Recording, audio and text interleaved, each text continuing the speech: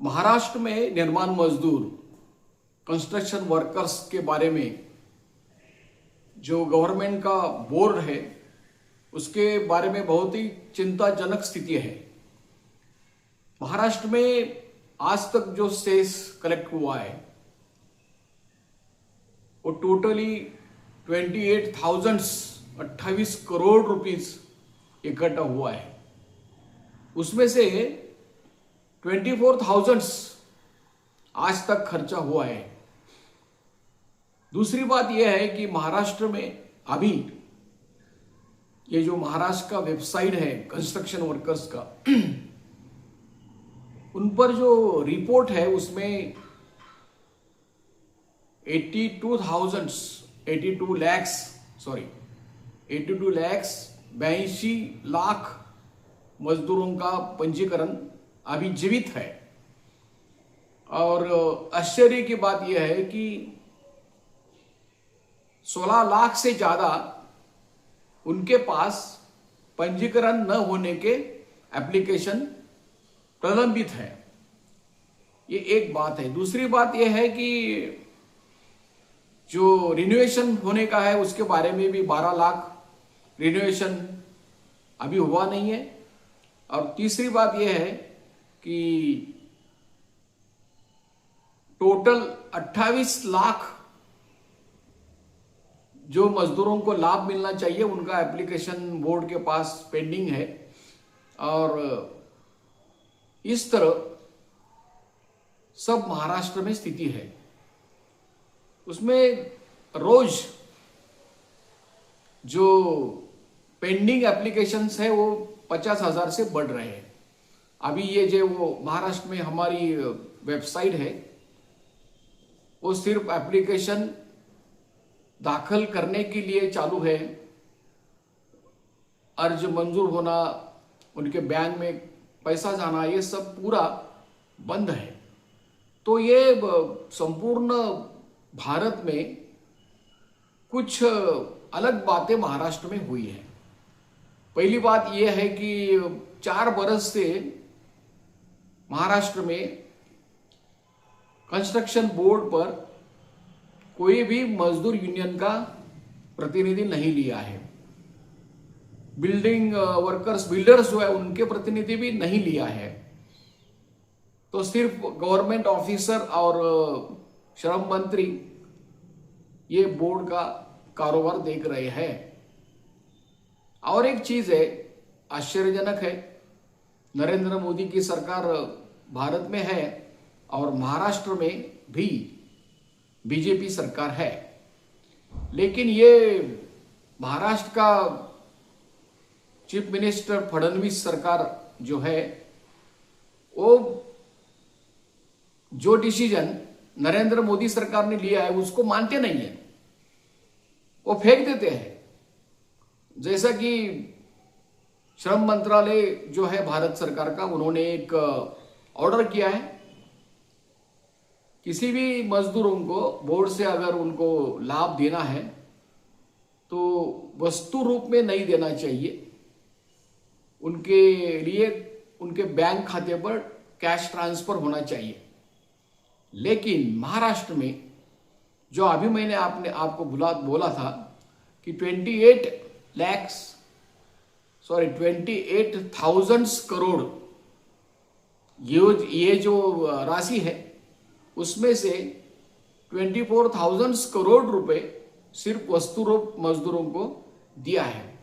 और ये central government के आदेश के खिलाफ किया है। जो भी बर्तन दिया है मजदूरों को उसकी कीमत बाजार में 3,000 रुपये है, लेकिन वो जो उनका कॉन्ट्रैक्टर है उसको 11,000 रुपये दिए जाते हैं। महाराष्ट्र में मजदूरों के लिए एक मेडिकल चेकअप होता है, ब्लड निकाल के लेते हैं, कोई रिपोर्ट बाद में देते नहीं। फिर भी वो जो कॉन्ट्रैक्टर है मेडिकल चेकअप करने वाला, उसके लिए हर मजदूर के लिए 3,900 रुपये दिए हैं। और उनके जो कुटुंब है, फैमिली है मजदूरों के, उसका भी ब्लड लिया है। तो टोटल उन्होंने जो भी संख्या बताई है महाराष्ट्र में 1,22,00,000 लोगों का ब्लड उन्होंने लिया है और हर आदमी के लिए 3,900 रुपये कॉन्ट्रैक्टर को दिया गया है। ऐसा ही उन्होंने एक मध्याह्न भोजन स्कीम चालू किया था, उसमें 8,000 करोड़ रुपए वो कॉन्ट्रैक्टर को दिया गया है। धाराशिव नाम का डिस्ट्रिक्ट है, वहां के कलेक्टर ने उसके खिलाफ रिपोर्ट दिया। उन्होंने बोल दिया ये सब बोगस रिकॉर्ड है, मजदूरों की गिनती जो है वो बोगस है, जहां मजदूर नहीं है वहां भी भोजन दिया गया है ऐसा लिखा गया है, तो इसकी इंक्वायरी होना चाहिए। लेकिन 3 बरस से इसके बारे में कैसे भी इंक्वायरी महाराष्ट्र गवर्नमेंट के तरफ से किया गया नहीं है। तो ये जो महाराष्ट्र में है उसमें चिंताजनक बात यह है कि 2 बरस से 37 लाख पेंडिंग एप्लीकेशन है। उसमें स्कॉलरशिप है, विधवा महिलाओं का लाभ देने का सवाल है, मैरिज का भुगतान मिला नहीं है। उन्होंने महाराष्ट्र में ये जो प्रसूति का लाभ है वो बंद कर दिया है, उसका भी पेंडिंग एप्लीकेशन है। तो ये सब मजदूरों को मकान देने का सवाल है।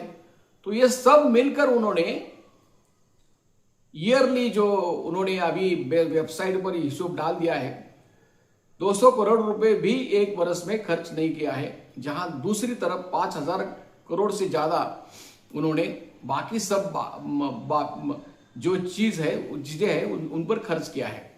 तो ये उनके बारे में उनको बहुत बार हमने निवेदन दिया है, निवेदन देकर वो सुनते नहीं है।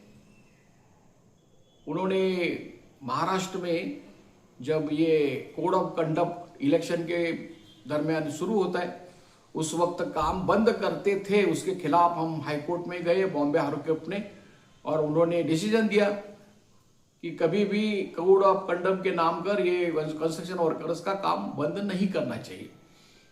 उससे साथ ही उन्होंने जो मजदूर अपने घर या नेट कैफे में यूनियन के ऑफिस में अपना एप्लीकेशन ऑनलाइन भर देते वो भी उन्होंने बंद किया था, और ऑफिस में आकर भरना चाहिए ऐसा किया था।